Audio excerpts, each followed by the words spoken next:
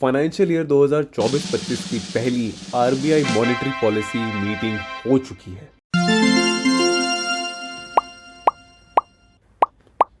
आइए इस मीटिंग को क्विकली डिस्कस कर लेते हैं कि ये मीटिंग इतनी इंपॉर्टेंट क्यों होती है और ये आपके GS3 के सिलेबस के लिए इतनी इंपॉर्टेंट क्यों है। आपके GS3 में इकोनॉमिक्स का सिलेबस आता है जिसमें आपको बात करनी होती है इन्फ्लेशन के बारे में, और ये इन्फ्लेशन सेंटर्ड मीटिंग ही थी पूरी की पूरी, बिकॉज इसमें बात होने जा रही थी जो रेपो रेट है, क्या आरबीआई उसको 6.5% से कम करेगा या नहीं करेगा। लेकिन रेपो रेट को सेम रखा गया है, इसको चेंज नहीं किया गया है। तो जो ये मॉनेटरी पॉलिसी कमेटी होती है इसमें 6 मेंबर होते हैं। इन 6 मेंबर्स में जो चेयरमैन होते हैं वो आरबीआई के गवर्नर होते हैं, बाकी 2 मेंबर आरबीआई के ही होते हैं, 3 मेंबर गवर्नमेंट नॉमिनेटेड होते हैं। ये 6 मेंबर्स कमेटी होती है और इनका जो वन ऑफ द मेन जो काम होता है वो होता है इन्फ्लेशन टारगेटिंग चेक करने का। So as per the inflation targeting framework, India में इन्फ्लेशन 4% ±2% रहना चाहिए, यानी कि 2% से लेके 6% तक की रेंज में इन्फ्लेशन मेंटेन होता है। 2020 के लॉकडाउन के बाद इन्फ्लेशन रेट बहुत हाई चला गया था, 9% तक टच कर गया था। इसीलिए जो उस टाइम पे रेपो रेट हुआ करता था 4%, उसको ग्रेजुअली इंक्रीज़ करके 2024 में अगर हम देख रहे हैं तो उस रेपो रेट को 6.5% पे लाया गया। अब जो इन्फ्लेशन रेट चल रहा है आज की डेट में वो है अराउंड 5.09%। ये आप देखेंगे ये आरबीआई की रेंज में तो आ गया है, इसीलिए बात हो रही थी कि क्या शायद आरबीआई इसको कम कर दे। तो देखा गया कि आरबीआई ने रेपो रेट को अनचेंज्ड रखा एट 6.5%, लेकिन जो पॉलिसी स्टैंस है ऑफ विड्रॉल ऑफ अकोमोडेशन उसको मेंटेन किया। इसका क्या मतलब होता है, देखिए जो आरबीआई अगर इंटरेस्ट रेट बढ़ाता है तो उसको कहते हैं अकोमोडेटिव स्टैंस, और विड्रॉल ऑफ अकोमोडेशन का मतलब हम इसको धीरे धीरे कम कर रहे हैं, लेकिन ग्रेजुअली कम नहीं कर पा रहे। इसके क्या फैक्टर्स हो सकते हैं। Number 1 factor inflation.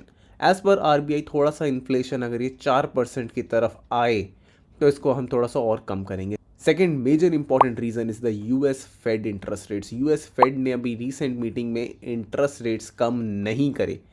देखिए यूएस फेड के इंटरेस्ट रेट्स ये होते हैं कि जब यूएस अपने फेड रेट्स के इंटरेस्ट रेट्स बढ़ाता है तो वर्ल्ड ओवर जितने भी फॉरेन इन्वेस्टर्स होते हैं वो वापस अपना पैसा यूएस में पंप इन करना शुरू करते हैं। बिकॉज आप देखिए कि यूएस डॉलर इंटरनेशनल करेंसी है और आज की डेट में मेजर करेंसी है। तो इसमें अगर एक तो पहली बात वो डॉलर में डालें जो सेफ करेंसी है, फिर उसके बाद उनको इंटरेस्ट रेट भी मिले, मान लीजिए 2% मिले, मान लीजिए 3% मिले, अमेरिकन इकोनॉमी में इन्वेस्ट करना वो बेटर प्रेफर करते हैं। इसमें अगर मान लीजिए कि अगर उसको यूएस में इफ से उसको 3% पे इंटरेस्ट मिल रहा है, और अगर मान लीजिए उसको एक इमर्जिंग इकोनॉमी जैसे इंडिया में भी अगर एक फॉरेन इन्वेस्टर को 3% का इंटरेस्ट रेट मिल रहा है तो कोई भी फॉरेन इन्वेस्टर यूएस में जाना प्रेफर करेगा।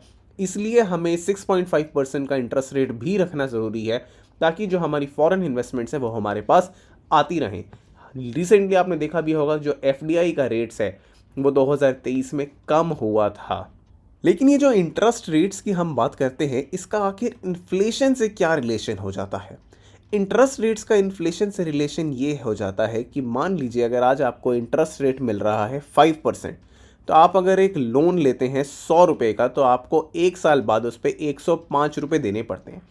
अगर वही मैं आपको लोन 3% पे दे दूँ तो आप कहेंगे कि बड़ी अच्छी बात है, अब मुझे आपको 103 रुपये ही वापस करने हैं। तो हर कोई लोन लेना ज़्यादा शुरू कर देता है। तो जब इंटरेस्ट रेट कम होता है मनी सप्लाई बढ़ जाता है। मनी सप्लाई जब बढ़ जाता है तो इन्फ्लेशन बढ़ जाता है, क्योंकि आप ये देखिए कि अगर सबके पास पैसा आ गया तो इन्फ्लेशन बढ़ गया।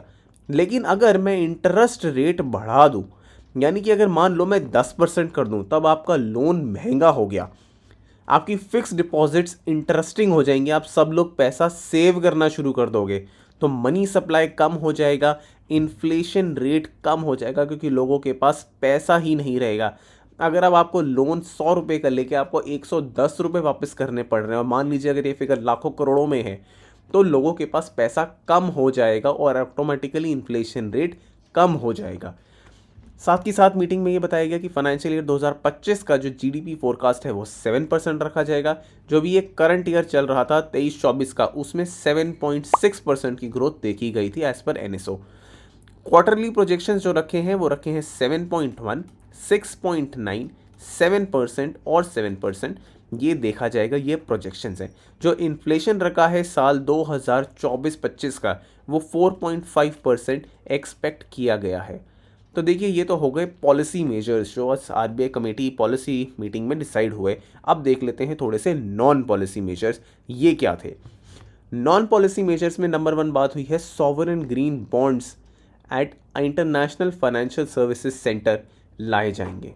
सेकेंड बात, जो आरबीआई की रिटेल डायरेक्ट स्कीम है, जिसमें जो रिटेल इन्वेस्टर्स होते हैं, जैसे आप जो स्टूडेंट्स हो यूपीएससी की तैयारी कर रहे हो, वो अब आप मोबाइल ऐप के थ्रू आरबीआई में की थ्रू गवर्नमेंट सिक्योरिटीज़ में डायरेक्ट इन मोबाइल ऐप आप ऑपरेट कर सकते हो, जिससे बेटर फाइनेंशियल इंक्लूजन होगा, बेटर रिटेल इन्वेस्टर की पार्टिसिपेशन देखी जाएगी। थर्ड, एलसीआर फ्रेमवर्क का एक ड्राफ्ट सर्कुलर लाया जाएगा बैंक्स के लिए। रुपी इंटरेस्ट रेट डेरिवेटिव प्रोडक्ट्स तैयार किए जाएंगे, जिसमें स्मॉल फाइनेंस बैंक्स डील कर सकेंगे। रुपी इंटरेस्ट रेट डेरिवेटिव्स क्या होते हैं? ये सब वायदे बाजार की चीज़ें होती हैं। अगर आप कहेंगे कमेंट सेक्शन में बताएंगे तो हम इस पर एक अलग से वीडियो बना सकते हैं। बेसिकली क्या होता है, मान लीजिए कि अगर एक है पर्सन ए, ये एक है पर्सन बी, ये लोग बात करते हैं कि मैं आपको 100 रुपये दूंगा कि अगर जो मेरा एसेट है, एसेट की जो वैल्यू अगर 500 रुपये हो गई तो, और ये जो 500 रुपये की वैल्यू है ये डिटर्मिंड है रुपी के ऊपर कि रुपी के इंटरेस्ट रेट की वैल्यू कितनी होगी। तो बेसिकली ये ऐसे चलता है, हम इसको डिटेल में डिस्कस कर सकते हैं। अब बड़ी बात, सीबीडीसीज को लाने पे फोकस है, सीबीडीसीज आ जाएंगे। यूपीआई एक्सेस पे बात करी गई है और enabling UPI for cash deposit facility बड़ी न्यूज़ है। जैसे अभी आप एटीएम में जाते हैं, आपको अगर चाहे कैश विड्रॉ करना होता है, चाहे आपको कैश कुछ अपना चेक्स भी डिपॉजिट करने होते हैं, तो अभी मेजर जो फोकस रहता है वो आपके एटीएम कार्ड पे रहता है, आपके डेबिट कार्ड के ऊपर, अगर आपको कैश विड्रॉ करना है तो।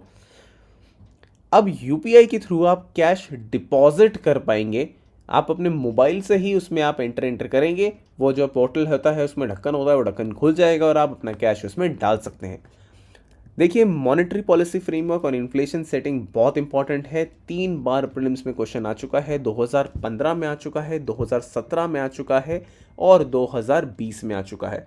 तो आप क्विकली इन तीनों क्वेश्चंस को पॉज करके देख लें और इनका आंसर आपको कमेंट सेक्शन में पोस्ट करना है। 2000 ऐसे लिखना है आपको कि 2015 का आपको क्या लगता है क्या आंसर होगा, 2017 का आपको क्या लगता है आंसर क्या होगा, और 2020 का आपको क्या लगता है आंसर क्या होगा। आपको कमेंट सेक्शन में ही आंसर देना है। मेंस में आपके लिए क्वेश्चन जीएस 3 में आ सकता है कि inflation affects determination of monetary policy in India, analyse. सबसे पहले आपको देखना है कि वर्ड क्या लिखा है, एनालाइज लिखा है, क्रिटिकली एनालाइज लिखा है, कमेंट लिखा है, गिव योर ओपिनियन लिखा है, या कुछ और ही वर्ड लिखा है, या कुछ भी नहीं लिखा है। तो ये आपको डिटर्मिन, सबसे पहले तो ये देखना है कि लिखा क्या है। एनालाइज का मतलब है कि आपको स्टेटमेंट एनालाइज करनी है, आपको ये ट्रू और फॉल्स में नहीं अपनी टिप्पणी नहीं देनी है, आपको स्टेटमेंट एनालाइज करनी है कि inflation affects determination of monetary policy in India. तो आप सबसे पहले आप इंट्रोडक्शन में ऐसे दीजिए कि मॉनेटरी पॉलिसी होती क्या है, उसके बाद आप बताइए कि इन्फ्लेशन अफेक्ट्स, यस, फिर आप बताइए कि मॉनेटरी पॉलिसी के अदर डिटर्मिनेंट्स क्या होते हैं, फिर आप बताइए आरबीआई का इन्फ्लेशन डिटर्मिनेशन फ्रेमवर्क क्या है। उसके बाद आप कंक्लूड कीजिएगा कि inflation rate at present of about 5.09% और projected to be 4.5% is an important determinant of monetary policy. ऐसे आंसर में आपको 7 और 10 आराम से मिल जाएंगे। अगर आपको वीडियो ज़रा से भी पसंद आई हो तो सब्सक्राइब कर लेना। ये सिर्फ और सिर्फ ये एक ही चैनल है जो आपको यूपीएससी में फर्स्ट रैंक दिला सकता है। तो do subscribe this channel and do like this video, do comment below whatever questions I have asked you. See in the next video.